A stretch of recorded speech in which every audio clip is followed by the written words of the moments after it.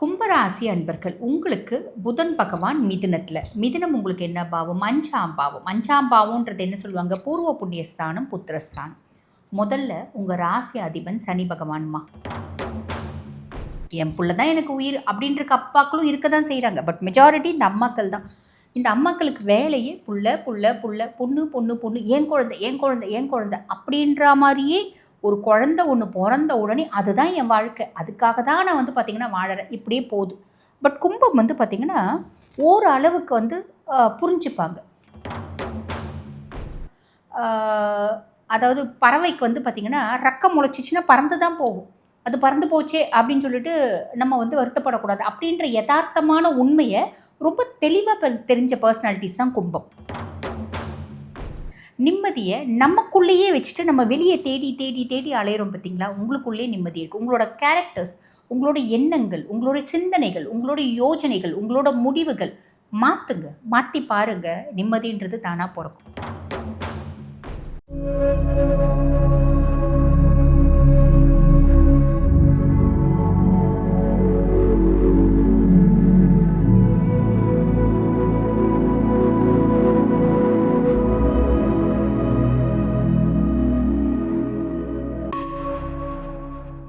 ஜோதிடம் கற்க ஆசையா? உங்களுக்கு ஜோசியம் கற்றுக்கணும் அப்படின்னு ஆசை இருக்கா? நிச்சயமாக கற்றுக்கலாங்க. உங்களுடைய ஜாதகத்தையும் உங்களுடைய உறவுகளுடைய ஜாதகத்தையும் பார்ப்பதற்காகவே நீங்கள் ஜோதிடம் கற்றுக்கலாம். ஜோதிடம் கற்றுக்கிறதால எண்ணற்ற பலன்கள் கிடைக்கும். பிரபல ஜோதிட சிரோன்மணி டாக்டர் தீபா அருளாளன் மேம் கிட்ட நீங்கள் ஜோதிடம் கற்றுக்கணும் அப்படின்னு ஆசைப்பட்டீங்கன்னா ஜோதிட வகுப்புகள் ஆரம்பிக்க போகுது. கூடிய விரைவிலேயே அதற்கு முன்பதிவு செய்வதற்கு வீடியோவில் தெரிகிற நம்பருக்கு கால் பண்ணி உங்கள் பேரை ரெஜிஸ்ட்ரேஷன் பண்ணிக்கோங்க. நீங்களும் ஜோதிடர் ஆகலாம். ஜோதிடம் கற்றுக்கிட்டு உங்களுக்கும் உங்கள் உறவுகளுக்கும் நீங்கள் ஜோதிடம் ரொம்ப ஈஸியாக பார்த்துக்கலாம். ஆன்மீக பரிகார நேயர்கள் அனைவருக்கும் அன்பான வணக்கங்கள். இன்னைக்கு நம்ம யாரை சந்திக்க வந்திருக்கோம் அப்படின்னு பார்த்தீங்கன்னா அஸ்ட்ராலஜர் டாக்டர் தீபா அருளாளன் மேடம் தான் சந்திக்க வந்திருக்கோம். இன்னைக்கு நமக்கு ஒரு சூப்பரான டாபிக் தான் அவங்க கொடுக்க போகிறாங்க. என்ன அப்படின்னு பார்த்தீங்கன்னா வர இருக்கின்ற புத பயிற்சி. இந்த புதன் பயிற்சி ஒவ்வொரு ராசிக்கும் என்ன மாதிரியான நற்பலன்களை கொடுக்க போகுது, உங்கள் ராசிக்கு வரப்போகக்கூடிய அந்த அதிர்ஷ்டம் என்ன அப்படின்றத இன்னைக்கு நம்ம தெரிஞ்சுக்கலாம். மேடமை சந்திச்சு முழு பதிவையும் தெரிஞ்சுப்போம். மேம், இந்த புதன் பயிற்சி அப்படிங்கிறது என்ன? புதன் பயிற்சியால ஒவ்வொரு ராசிக்கும் என்னென்ன மாதிரியான மாற்றங்கள் நடக்கும் மேம்? அதை மக்களுக்காக கொஞ்சம் சொல்லுங்களேன். கண்டிப்பாக மேடம். இப்போ புதன் பகவான் என்னைக்கு பயிற்சியாக போகிறாரு? ஜூலை 7, 2026 செவ்வாய்க்கிழமை காலை 10:32 மணிக்கு மிதுனத்தில் பார்த்திங்கன்னா பயிற்சியாகி அமர்றார். மிதுனத்தில் முதல்ல பார்த்திங்கன்னா வக்ரகதி அடைகிறாரு. ஜூலை 23 வரைக்கும் வக்ரகதியில் இருப்பார். அதுக்கப்புறம் ஜூலை 24 வக்ர நிவர்த்தி அடைவார். ஆகஸ்ட் மாதம் 4ஆம் தேதி வரைக்கும் வக்ர நிவர்த்தி அடைஞ்ச புதன். அதுக்கு முன்னாடி வக்ரகதியில் இருக்க புதன். ஆக மொத்தம் புதன் மிதுனத்திலேயே தான் சஞ்சாரம் பண்ணுறார். ஆக இந்த மிதுனத்தில் சஞ்சாரம் பண்ணக்கூடிய புதன் பார்த்திங்கன்னா மேடம் நம்ம பலன் எப்படி சொல்ல போகிறோம் அப்படின்னா, வக்ரகதி அடைஞ்ச புதனால் என்ன மாதிரி பலன்கள் வரப்போகுது, அதே மாதிரி வக்ர நிவர்த்தி அடைஞ்ச புதனால் என்ன மாதிரி பலன்கள் வரப்போகுது அப்படின்றது சொல்ல போகிறோம். புதன் அவருடைய சொந்த வீட்டிலே அமர்ந்தாலும் அந்த பலன்கள் அப்படின்றது கொஞ்சம் மாறுபடும் மேடம். அப்போ நம்ம பார்த்திங்கன்னா ஒவ்வொரு ராசிக்கும் என்னென்ன மாதிரி பலன்கள் வரப்போகுது அப்படின்றது ஆனால் என்னென்னா இது ஸ்கிப் பண்ணாமல் பார்க்கணும். ஸ்கிப் பண்ணாமல் பார்க்கும்போது நடுவில் பார்த்தா புரியாது. Super ma'am. புதன் பயிற்சியை பற்றி ரொம்ப அழகாக தெளிவாக சொன்னீங்க. இப்போ நம்ம ஒவ்வொரு ராசிக்கும் இந்த புதன் பயிற்சி என்னென்ன மாதிரி நற்பலன்களை கொடுக்க போகுது அப்படின்னு ஒவ்வொரு ராசியாக பார்த்துடலாம். இன்னைக்கு இந்த புதன் பயிற்சி கும்பராசிக்கு என்ன நற்பலனை கொடுக்குது மேம்? கும்பராசி அன்பர்கள் உங்களுக்கு புதன் பகவான் மிதுனத்தில். மிதுனம் உங்களுக்கு என்ன பாவம்? அஞ்சாம் பாவம். அஞ்சாம் பாவம்ன்றது என்ன சொல்லுவாங்க? பூர்வ புண்ணியஸ்தானம், புத்திரஸ்தானம். முதல்ல உங்கள் ராசி அதிபன் சனி பகவான்மா. சனி பகவானுக்கு புதன் நட்பு கிரகம், நல்ல ஃப்ரெண்டு. அப்போ பெரிய லெவலில் கெடுக்க மாட்டார். இருந்தாலும் புதன் பகவான் வக்ரகதி அடைஞ்சிருக்கிற பட்சத்தில் ஒரு சின்ன இம்பேக்ட் ஏற்படும். எதில் இம்பேக்ட் ஏற்படும்? நான் என்ன சொன்னாலும் என் பையன் செய்ய மாட்டேங்குதுங்க. அது எப்பயுமே செய்ய மாட்டேங்குதுங்க. இப்போ கொஞ்சம் ஜாஸ்தி செய்ய மாட்டேங்குதுங்க. நான் அம்மு இட்லி தான் அம்மு சாப்பிட்ணும் அப்படின்னா அம்மு தோசை தான் அம்மு எனக்கு சுட்டு கொடுக்கணும் அப்படின்னு அடம் பிடிக்குது. இப்படி நல்லா அடம் பிடிச்சா பரவாயில்லையே, பெரிய லெவலில் என் மனசை காயப்படுத்துகிற அளவுக்கு இல்லை அடம் பிடிக்குது. இப்போல்லாம் குழந்தைங்க அப்படிதாம்மா. குழந்தைங்க பார்த்திங்கன்னா எந்த வீட்லேயும் என் குழந்தை ரொம்ப சூப்பர் குழந்தைப்பா, என் குழந்தை பார்த்திங்கன்னா ஷவன்குமார் அப்படின்னு எந்த அம்மாவாலையும் சொல்ல முடியாது. காரணம் என்ன அப்படின்னா, ஒன்று 15 வயசில் அது ஆட்டம் போடுது, இல்லை 25 வயசில் ஆட்டம் போடுது, இல்லை 35 வயசில் ஆட்டம் போடுது. ஆக மொத்தம் அம்மா மனசை காயப்படுத்தியே தீருது. இல்லை மாற்று கருத்தையே கிடையாது. அப்பாக்களை விட்டுருங்க, அவங்க பெருசாக குழந்தைங்களுக்காக உயிரை கொடுக்குறதும் இல்லை, பயங்கரமாக என் குழந்தைங்க தான் என் வாழ்க்கை அப்படின்ற மாதிரி பெருசாக எந்த அப்பாக்களும் அந்த அளவுக்கு பார்த்திங்கன்னா ரெஸ்பான்சிபிலிட்டிஸ், அந்த அளவுக்கு அஃபெக்ஷனாக இருக்கிறது அப்படிலாம் இல்லை. மெஜாரிட்டி என் பிள்ளை தான் எனக்கு உயிர் அப்படின்ற அப்பாக்களும் இருக்க தான் செய்கிறாங்க. பட் மெஜாரிட்டி இந்த அம்மாக்கள் தான். இந்த அம்மாக்களுக்கு வேலையே புள்ள புள்ள புள்ள, பொண்ணு பொண்ணு பொண்ணு, ஏன் குழந்தை ஏன் குழந்தை ஏன் குழந்தை அப்படின்ற மாதிரியே. ஒரு குழந்தை ஒன்று பிறந்த உடனே அதுதான் என் வாழ்க்கை, அதுக்காக தான் நான் பார்த்திங்கன்னா வாழறேன், இப்படியே போதும். பட் கும்பம் பார்த்திங்கன்னா ஓரளவுக்கு புரிஞ்சுப்பாங்க. ஓரளவுக்கு ஏன்னா பார்த்திங்கன்னா சனியினோட ராசி, ஆண் ராசி, ஓரளவுக்கு புரிஞ்சுப்பாங்க. சரி பசங்களாம் இப்படி தான்.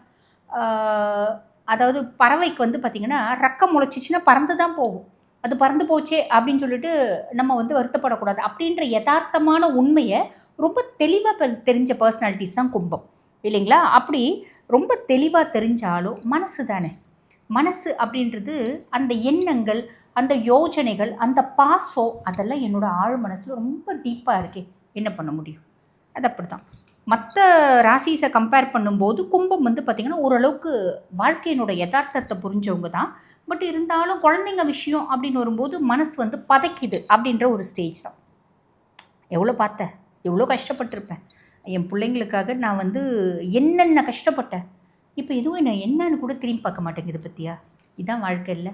அப்போ நான் பட்ட கஷ்டத்துக்கெலாம் அர்த்தமே இல்லாமல் போச்சு இல்லை அப்படின்ற எண்ணம் மனசில் ஏதோ ஒரு மூலையில் ஆழ் மனதில் இருக்க தான் செய்யும். அது இந்த காலகட்டம் கொஞ்சம் துக்கலாகவே இருக்கும். பெருசாக கவலைப்படாதீங்க. நம்ம எல்லாருமே பிறக்கும்போது தனியாக தான் பிறந்தோம், போகும்போது தனியாக தான் போக போகிறோம். அப்போ இடையில வரக்கூடிய உறவுகள் தானே, எந்த உறவும் நிரந்தரமான உறவு கிடையாது அப்படின்ற உண்மையை எவ்வளோ சீக்கிரம் தெரிஞ்சுக்கிறோமோ, ரொம்ப சீக்கிரம் தெரிஞ்சுக்கணும். எவ்வளோ சீக்கிரம் தெரிஞ்சுக்கிறோமோ அவ்வளோ சீக்கிரம் நம்மளுக்கு நிம்மதி அப்படின்றது இருக்குங்க.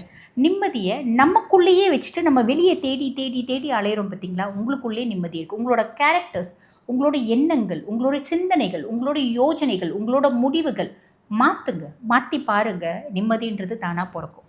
சரி, இப்போ அந்த மாதிரி தோணும். அதே மாதிரி உறவுகளை குறித்து ஒரு கவலை. நல்லா அந்த குடும்பத்துக்கு எவ்வளோ உழைச்சிருப்பேன் தெரியுமா. நான் தான் மூத்த மருமக, வேலை செஞ்சு செஞ்சு செஞ்சு செஞ்சு எத்தனை பேர் கல்யாணம் பண்ணாங்க, எத்தனை திருவிழா பண்ணியிருப்பாங்க. இப்போ என்னை ஒதுக்கி வச்சுட்டு எல்லாம் செய்கிறாங்க பற்றியா. எனக்கு எவ்வளோ கஷ்டமாக இருக்குது தெரியுமா. அந்த எண்ணங்கள், அந்த நினைவுகள்லாம் எனக்கு திருப்பி திருப்பி வருது. ஒரு காலம் எங்கள் வீட்டில் பாருங்கள் 10 புளிய மரம் இருந்துச்சு. ஆள் புளி அடிப்பான். அந்த புளி எடுத்து நான் இது பண்ணி அதை காய போட்டு அதுக்கு மேலே தோரம்பருப்பு, கிராமம் எங்களுது, தோரம்பருப்புலாம் எடுத்து மண் பிசைஞ்சி காய போட்டு கழுவி எவ்வளோ வேலை செய்வோம் தெரியுமா. அவ்வளோ வேலை செஞ்சு அந்த குடும்பம் இந்த அளவுக்கு இருக்கிறதுக்கு நான் காரணம். கடைசியில் நான் தான் மருமக, என்னை ஒதுக்கி வச்சுட்டு இது எல்லாருக்கும் நல்லா கொடுத்தாங்க. எங்கள் மாமியார் எனக்கு போட வேண்டிய நகையை கூட போடலைங்க அப்படின்ற மாதிரி பல பழைய நினைவுகள் அப்படின்றது உங்கள் மனசில் வந்து போக்கும். அதை நினச்சி ஒரு கஷ்டம், நம்ம சொந்தங்களை நினச்சி, உறவுகளை நினச்சி, நம்மளோட ஏமாற்றங்களை நினச்சி, நம்ம பட்ட கஷ்டங்களை நினச்சி, நம்ம குழந்தைகளை நினச்சி யோசனை அப்படின்ட்டு பெருசாக யோசிக்காதீங்க. யோசிக்கிறீங்களா, அதோடு மறந்துடுங்க. இன்றைக்கி யோசிச்சோமா அதை மறந்துடணும், அதையும் திருப்பி திருப்பி போட்டு யோசிக்கக்கூடாது. நம்ம மனசு தான் பார்த்திங்கன்னா காயப்படும் அப்படின்னு சொல்லலாம். மனசு அப்படிங்கிறது குப்பை தொட்டி கிடையாது, திருப்பி திருப்பி கஷ்டங்களை போட்டு நிரப்பி வச்சுக்கிறதுக்கு. எல்லாருக்கும் கஷ்டம் இருக்கும், எனக்கு கொஞ்சம் நிறைய இருக்கா. ஆமாம், நான் பார்த்திங்கன்னா என்னோட நிறைய கஷ்டத்தினால என்னுடைய அத்துணை நெகட்டிவ் கர்மாக்களையும் நான் பார்த்திங்கன்னா அழிச்சிட்டேன் அப்படின்ற சந்தோஷப்பட்டுக்கோங்க. புரியுதுங்களா? அப்போ இனிமேல் பட்டு நான் சந்தோஷமாக இருப்பேன் அப்படின்ற எண்ணம் உங்கள் மனசில் வரட்டும். அதே மாதிரி ஏதாவது ஹிடன் ரிலேஷன்ஷிப்ஸ் இருக்குது அப்படின்னா இருக்கப்பட்டவங்களுக்கு இந்த வரிகள்ங்க, இல்லாதவங்க தயவு செஞ்சு கோச்சிக்காதீங்க. அவளுக்கு நான் எவ்வளோ செஞ்சுருப்பேன், என் பொண்டாட்டி சரியில்லைன்னு அவள் தான் பார்த்திங்கன்னா நல்லவன்னு நினச்சேன். என்னென்ன கேட்டிருப்பா, எத்தனை வாங்கி கொடுத்துருப்பேன், எல்லாத்தையும் மறந்துட்டு என்னை விட்டுட்டு இன்னொருத்த பிட்டாண்டி போயிட்டாலே, இவ்வளோ தானா. சே, பொண்டாட்டியும் சரியில்லை, வந்தவளும் அது ஒரு வார்த்தை சொல்லுவாங்க பார்த்தீங்களா, வாச்சதும் சரியில்லை, வந்ததும் சரியில்லை, அந்த மாதிரி எதுவுமே சரியில்லையே, எல்லாரும் என்னை ஏமாற்றிட்டாங்கல்ல அப்படின்ற மாதிரி ஒரு ஃபீலிங் இருக்கும். அதெல்லாம் யோசிக்காதீங்க.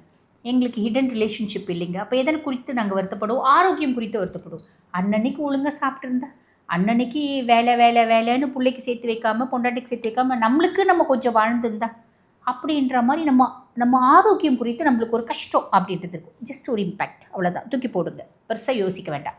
சரி, இப்போ வக்ர நிவர்த்தி அடைஞ்ச புதன் என்ன சொல்லுவார்? ரைட், சொந்தம்னா இவ்வளோதான்யா, சொந்தம் அப்படின்னாலே வந்து பார்த்திங்கன்னா பிரச்சனை, நம்மளுக்கு உறவுகள் அப்படின்னாலே சுமைகள் அப்படின்றது நமக்கு புரிஞ்சிருக்கணும். இப்போ புரிஞ்சுக்கிச்சா? ரைட்டு, இப்போயாவது புரிஞ்சிச்சு, சந்தோஷப்பட்டுக்கோ. ஆக ரொம்ப தெளிவாக ஒன்று புரிஞ்சுப்பீங்க, உறவுகள் அப்படின்னாலே பிரச்சனைகள் தான் இல்லைங்களா? உறவுகள்னால சந்தோஷமும் இருக்குது, பிரச்சனைகளும் இருக்குது. அட்லாஸ்ட் சந்தோஷத்தை எந்த அளவுக்கு அனுபவிக்கிறோமோ அந்த மாதிரி பன்மடங்கு பிரச்சனைகளை அனுபவிக்கணும் அப்படின்றது யதார்த்தமான உண்மை.